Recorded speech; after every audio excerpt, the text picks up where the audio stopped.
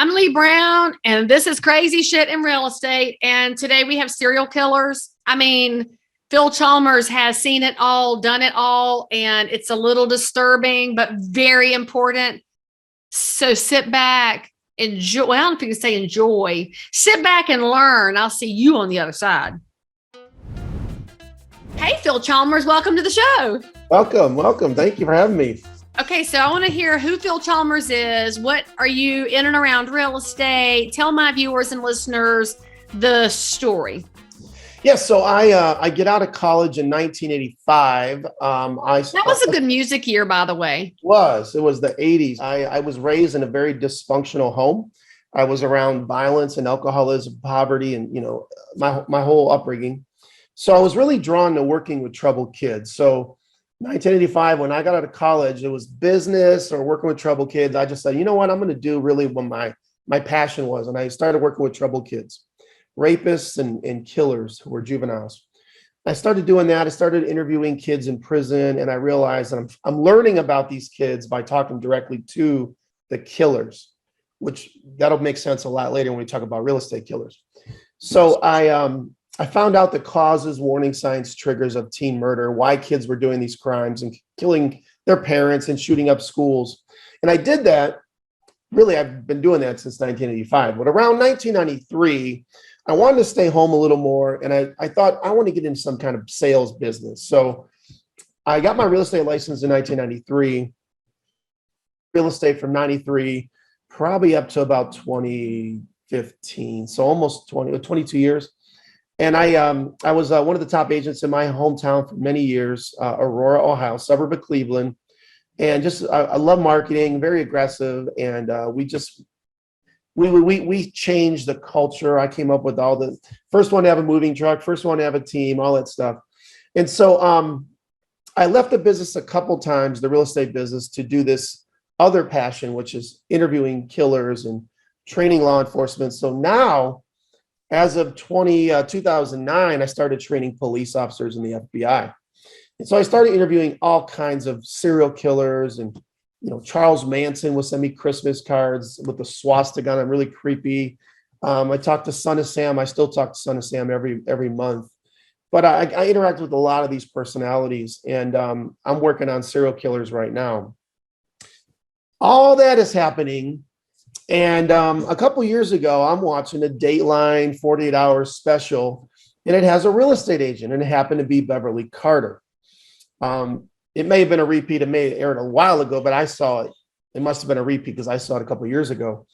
And I was shocked by what I was seeing. And then I realized NAR says there's 60,000 acts of violence against realtors every year, which is a lot. So I just dug a little bit into what kind of training is out there for real estate agents in the safety field. There's not much. And the things that I saw, no offense to anybody that's doing it, and it just wasn't good enough. It wasn't enough to keep people alive, because I had talked to all of the killers. See, the thing that a lot of these people don't do is talk to the offenders. You can't really get the media doesn't even have the story correct, right? It's not the story. The guy's never spoken about the crime. And so I was able to, like for Beverly Carter, I was able to get Aaron Lewis to actually confess to doing the murder. And he told me exactly how it went down. It's fascinating. So I've been doing that for the last couple of years, and I decided it's time to launch a safety plan for real estate agents. I have experimented with it in Ohio, Georgia, Illinois. I've done a little training here and there, but I'm ready to launch this thing. And here comes Leigh Brown. Here I am. So. All right, so let's go backwards and dig a little bit. So you said you came out of college and started interviewing child killers. How in the heck do you start doing that? Are you cold calling the jails, or what are you doing to make that happen? It's easy. You just track down who you want to interview. And my very first interview was 1990 on death row in Oklahoma. For the Oklahoma listeners, watchers, viewers, there was a kid named Sean Sellers that killed a Circle K clerk and his parents. He sacrificed them to the devil. I want to talk to that kid. So you send him a letter to prison. He responds. You say, I want to come talk to you. He says yes. And all of a sudden, at a very young age, I'm standing on death row in Oklahoma, and it was wild. So it's just like Yep. cold calling in any business. You can seriously cold call somebody on death row and they'll let you come visit. Yep. If the inmate wants to see you, you can go visit anybody you want to, including Charles Manson or anybody like that. So I just started going and doing these interviews. I would interview them over the phone. I would interview them through the mail, and I would interview them face to face. My second interview, believe it or not, I sent a letter to Son of Sam, and he responded, and I went to visit him in 1990, I think. And when I came back from that trip, I realized that Son of Sam is nicer than my dad, which is really like I don't have a normal life. All right. And Son of Sam cares about me more than my dad, actually. He calls me every month. So it's been a wild ride, and I've done a lot with it. I've written several books. I just did a podcast called Where the Bodies Are Buried, and that is owned by actor Dennis Quaid. I've been on the show Killer Kids on A&E, and we're working on my own TV show right now. I got a great agent, so we're very close to having a TV show on a major network. Man, that Son of Sam documentary, I guess it's on Netflix, was something else, because as a child of the 80s, that was almost it was already urban legend by the time we were growing up, but you couldn't get the same depth of information that you can get now. And I guess it just never occurred to me to want to call and interview serial killers. Mm-hmm. So let's talk about the fact that you talked to Beverly's killer. And for those of y'all that don't know, if you're an early career realtor, or if you're a regular person who just is fascinated by real estate, and you probably already listened to all these true crime podcasts too, and that's why you're here. But Beverly Carter was a realtor in Arkansas. She was beautiful. She was medium age, blonde haired, had the whole look going on, very successful realtor. And this is probably 6 or 7 years ago. Like many agents, she gets a phone call. She goes to show a property. It's vacant. It's out in the country. And then nobody hears from her. Nobody knows where she went until they find her in a shallow grave. And because of Beverly's murder, her son Carl got into real estate so he could understand more. Why would my mom do this? And he's become not just a successful realtor, but he is one of our leading voices in the safety space. But as you said, Phil, there's just not a lot of offerings out there. And frankly, a lot of real estate agents are allergic to hearing about it anyway, because nobody wants to think about possible negative outcomes, which we could have a whole discussion about how that screwed our society up, that we're unable to think about possible negative outcomes or consequences. And so we just pretend bad things don't happen.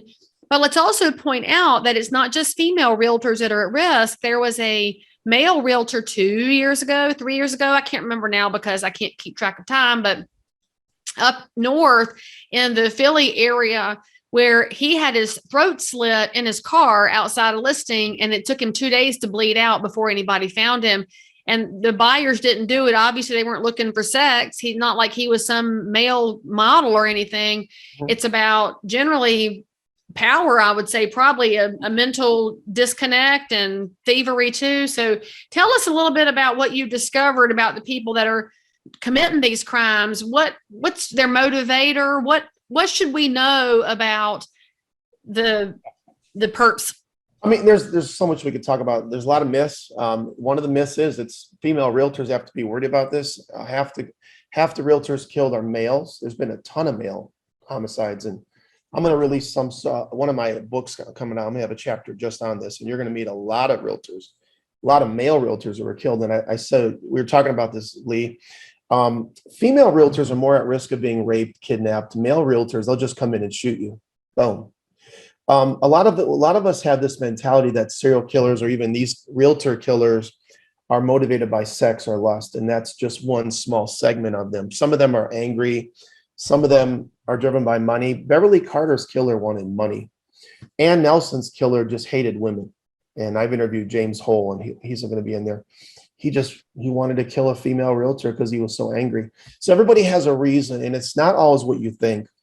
That's why some of my myths are like, people say use a professional headshot. That has nothing to do with this.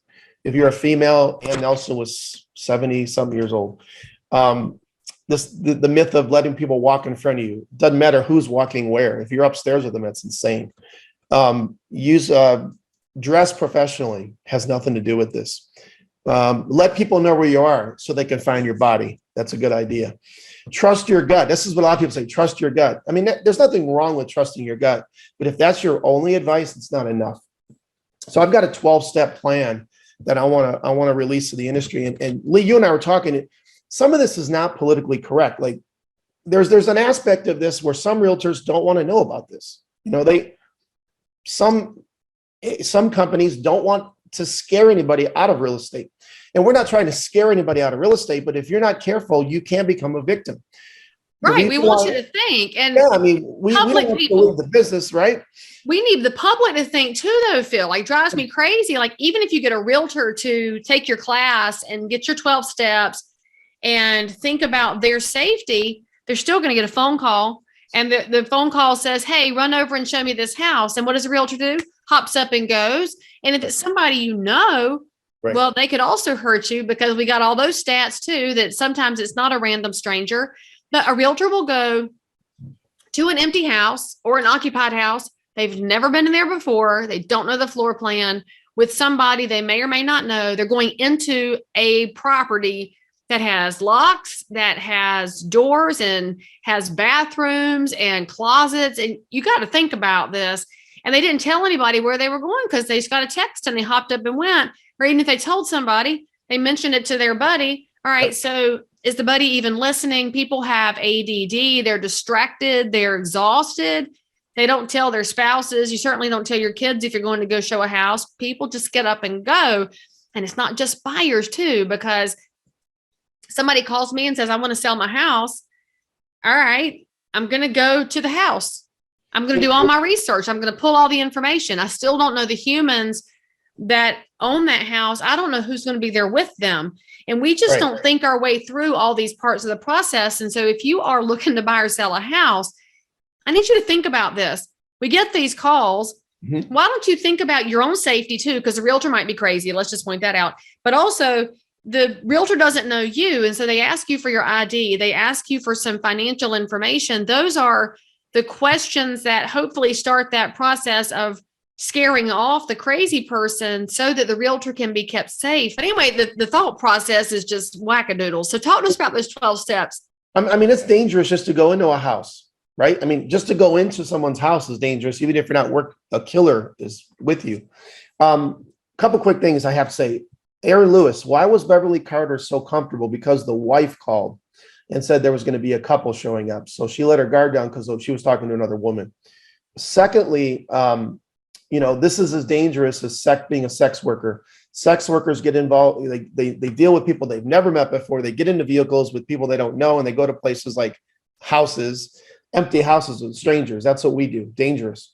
But let's talk about the safety steps. Obviously, if you're more seller focused than buyer focused, it's safer. Meeting clients at the office, that has to be a must. But along with meeting them at the office, I want you to run their ID. There is visitor software you can get where you can just run it. Because a lot of people, if college kids have fake IDs, so do killers. We think these killers are dumb. They're not dumb. They're very smart.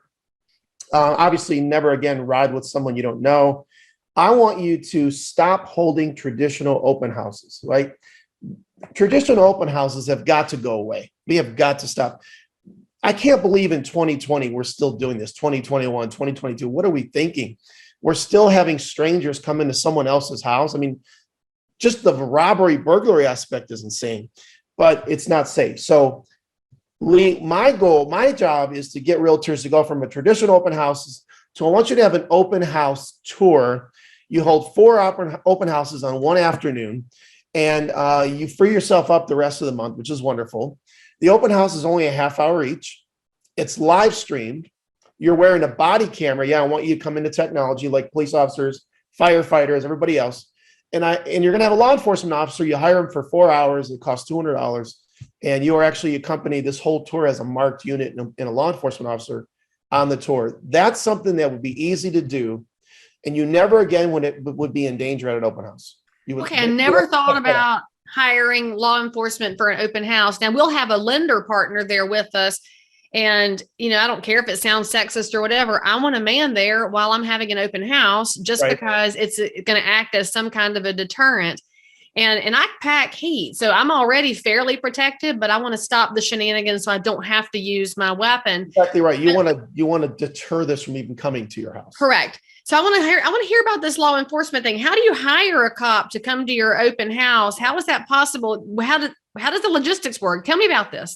This episode is sponsored by Follow Up Boss, one of the leading CRMs, client relationship managers for residential real estate. Tons of top producing agents and some of the fastest growing teams out there are using Follow Up Boss to increase lead conversion, eliminate busy work that you're not doing anyway, and frankly, deliver a higher class experience in real estate to everybody who chooses you as their realtor of choice. Follow Up Boss is going to take the names and phone numbers and also help you know what to do next so you can maintain these relationships with your neighbors, because that's what this is about. Real estate is not about serving just prospects and clients. It's about taking great care of your neighbors' needs in real estate. Truly, it's going to change your business when you start paying better attention to people. They don't have to know you use Follow Up Boss, but they'll totally understand that they are being heard by you. And frankly, because you're my people and we made an ask for you, Follow Up Boss said, yes, you get double the free trial. That's actually enough time to log in, put some pieces in it, and watch it change your business as it has for so many realtors and teams nationwide. Again, go to followupboss.com/crazy to start your free trial today. So it would be expensive to do it every Sunday. So that's why you just have an open house tour. You create like an auction environment. You have 4 open houses. The sellers love it. They're only gone for an hour. It's a half-hour open house. And you call the local police department and say, I want to hire an off-duty officer time.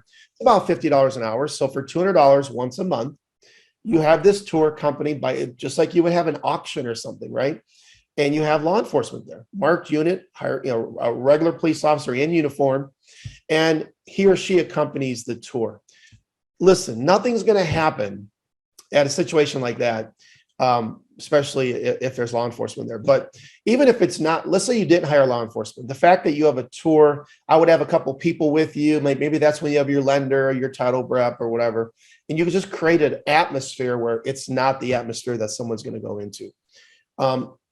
Right along with that, we need to start, if you, let's say you don't take my advice and you're going to continue to do crazy open houses by yourself, you've got to have live stream. You've got to live stream this. All these killers are telling me this is a gold mine. Number one, I can get you to show me a vacant home. It's easy to make one phone call. Number two, I'll just show up at your open house or your model home. So you have to have a signage out front. This is being live streamed when you walk in. Oh shit. And then you walk in and you're on, and then you have a body camera. What is a body camera will stop most of these incidents, like 99%. But it also stops incidents where somebody said, you made a sexual advance at me. You said something racist to me. I mean, like that would really offend me because I'm very much against racism and anything like that. I say, I got a body cam on. I've got the footage.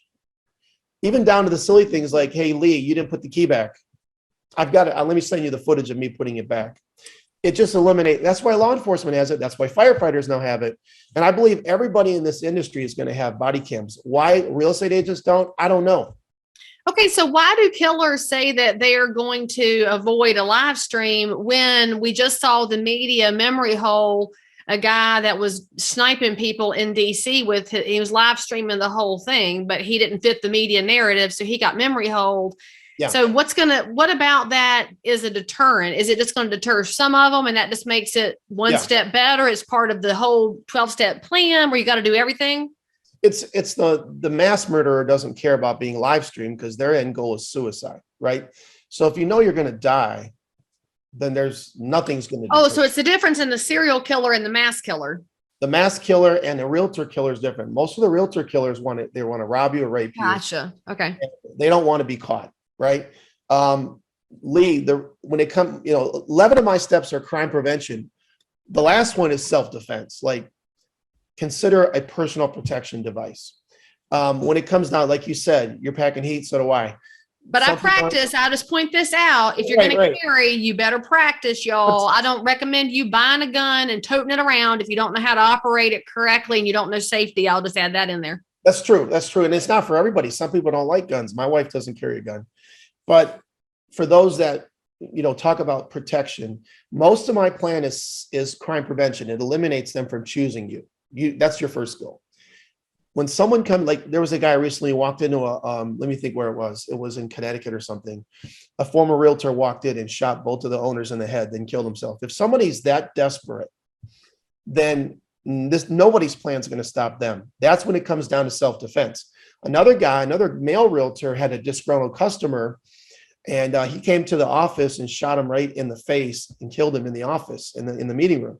So there's a percentage of people that if they're willing to die, my 11 steps aren't going to stop them. The guy at Buffalo yesterday at the grocery store, he's there to die. Can't believe he didn't, but he didn't. That's why he's live streaming the event on Twitch or whatever he did. So if we enact my safety plan, and I'll give it to Leigh so she has it, we can eliminate 99% of these incidents. Someone that's set out to kill you, no matter what. Another thing we realize that we have to realize, some people want to die and some people don't care if they go to prison. James Hull, who killed Ann Nelson in Wisconsin, he said, I don't mind prison. I've been in prison my whole life and I'm comfortable here. So it's not a deterrent that he might get caught. He's willing to risk it. So, but he told me, and Aaron Lewis told me, if you would have taken me to the office first, I wouldn't have killed these agents. If you would have live streamed, I wouldn't have done it. If there was 2 people in the house, I wouldn't have done it. There's certain things we can do to, if you would have run my driver's license, I wouldn't have done it.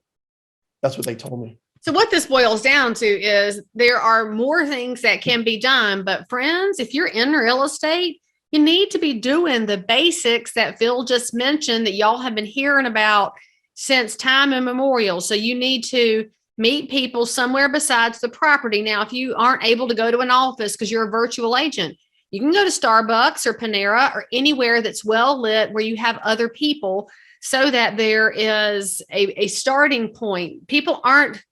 It's that one-on-one that starts to change things, and you shouldn't be by yourself. And this is probably the hardest thing for realtors to get their mind around, Phil. You've seen it in your years in the business too. There's this whole, well, it's kind of what teenagers, they all think they're invincible. It won't happen to me. It happens to somebody else. I'm so special. I'm so smart. Nobody would ever come after me.